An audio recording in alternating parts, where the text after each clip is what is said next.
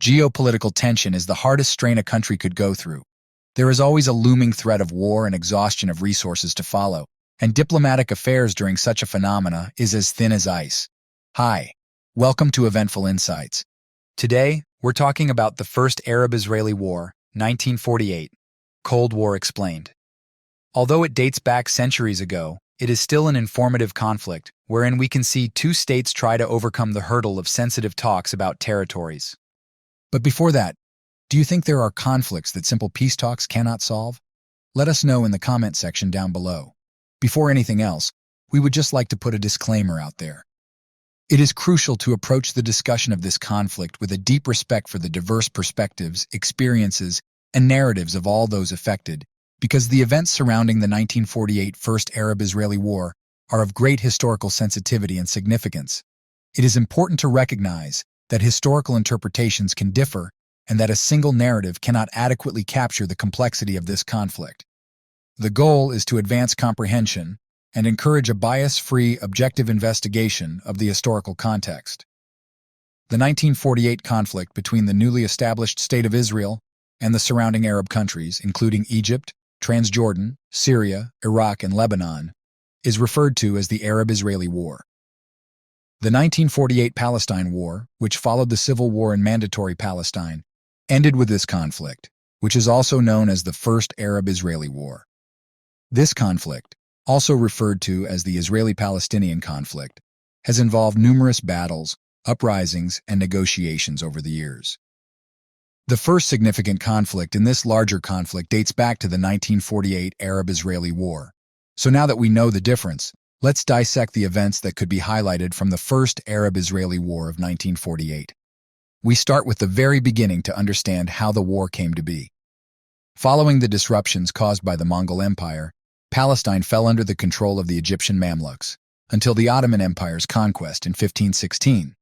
Under Ottoman rule, the region, known as Ottoman Syria, experienced a relatively stable period that endured until the 20th century. With the outbreak of World War I, the British government issued the Balfour Declaration, expressing its support for the establishment of a Jewish national home in Palestine. Subsequently, after the fall of the Ottoman Empire, the League of Nations entrusted Britain with mandatory power over Palestine in 1922. Amidst these historical developments, the United Nations put forth Resolution 181 in 1947, commonly known as the Partition Plan, advocating for the division of the British Mandate of Palestine into separate Arab and Jewish states. The implementation of this plan culminated in the establishment of the State of Israel on May 14, 1948. Conflict between Jewish and Arab factions in Palestine began when the United Nations decided in November 1947 to split the British Mandate of Palestine into separate Jewish and Arab states. Attacks by irregular Palestinian Arab groups affiliated with local Arab Liberation Army units, made up of volunteers from nearby Arab nations, were a major factor in the beginning of this conflict. These attacks intensified local tensions because they were directed at Jewish cities, settlements, and military units. The conflict grew worse after Israel proclaimed its independence on May 14, 1948, drawing more Arab forces to join the Palestinian Arabs in attacking territories under the former Palestinian Mandate. The Arabs attacked Tel Aviv with an airstrike just prior to the declaration, but Israel retaliated. Following this, Arab armies from Lebanon, Syria, Iraq, and Egypt invaded the former Palestinian Mandate. Saudi Arabia also sent a contingent that fought under Egyptian command. The Arab forces' initial goals were to obstruct the partition resolution's implementation and prevent the establishment of a Jewish state, while the Jewish population wanted to establish control over the specific territory allotted to them under the partition plan. Despite facing significant obstacles, like the strategic advantages and superior firepower of the Arab forces, the Israeli forces gradually improved their position by bringing in more people and weapons. This influx made it easier for the Haganah, which had previously been a paramilitary organization, to evolve into a powerful army. The Haganah initially took the lead in the conflict, which they shared with smaller Jewish militant organizations like Irgun and Lehi. The Israel Defense Forces, which were unified military forces under a single command structure, were established by Israel on May 26, 1948. There are several important reasons why the Arabs refused to accept the partition resolution. First off, the Arab population of Palestine felt that the partition resolution was unfair because it called for the creation of a Jewish state on territory that they believed belonged to them. They also felt disregarded during the decision-making process that resulted in the resolution, which added to their sense of unhappiness. They also feared that the establishment of a Jewish state would force them from their homes and land, which fueled their opposition.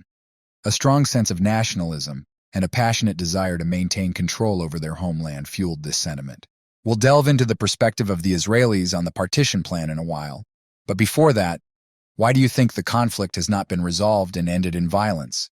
We want to know your thoughts, so don't shy away from commenting below. Now back to the topic at hand. Israeli opinions on the partition plan showed a range of perspectives. While some Israeli citizens believed the plan was an essential step toward creating a Jewish state, others had concerns. The Israeli viewpoint on the partition plan was characterized by a number of important factors.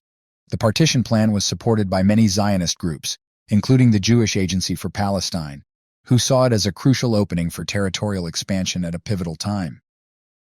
This group thought the proposal could provide a basis for the creation of a Jewish state, potentially reducing the long-standing hostilities between Jews and Arabs in Palestine. On the other hand, there were parts of Israeli society that were against the partition plan.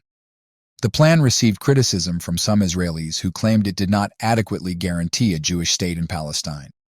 Concerns were expressed about the plan's requirement for territorial concessions, as well as the possibility of increased hostility toward the Arab populace.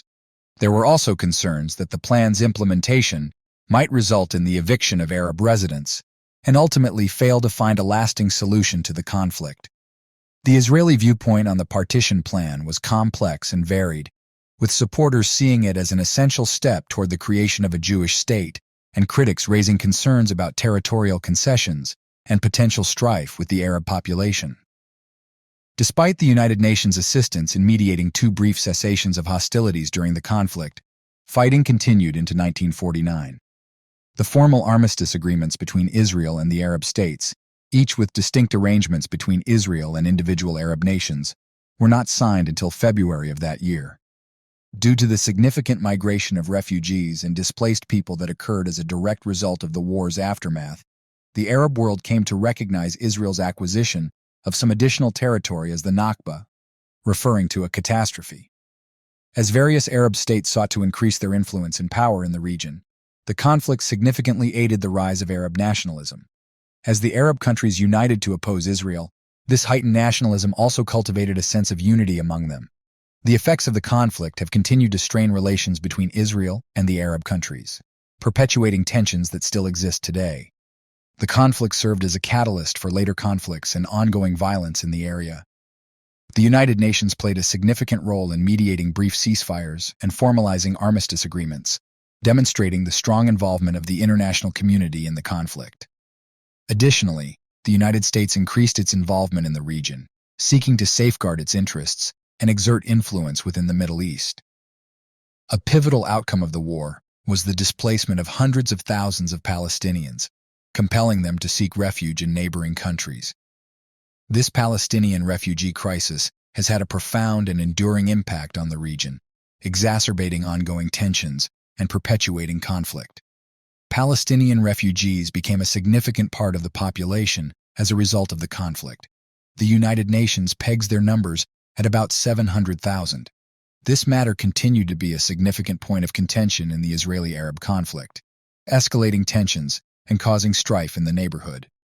The war also signaled a significant change in the balance of power in the Middle East, as Israel emerged as a strong and independent state, while the Arab countries struggled with a sense of humiliation and defeat. This change in power dynamics had long-lasting effects on the regional balance of power and acted as a spark for additional conflicts. Despite the establishment of separate armistice agreements between Israel and its Arab neighbors in 1949, no formal peace treaties were signed, leaving the state of war between Israel and the Arab states unresolved. This persistent lack of a comprehensive resolution has contributed to the perpetuation of tensions and ongoing conflicts within the region. After the 1948 First Arab-Israeli War, the Middle East was burdened by strained ties, ongoing hostilities, and the plight of displaced populations. The conflict left a lasting impression on the area, influencing geopolitical dynamics and igniting a long-running fight for peace and stability. And that is all for today's video. If you want to watch more videos like this, check out our channel. While on that, subscribe, give this video a like, and click the notification bell as well. Thank you for watching.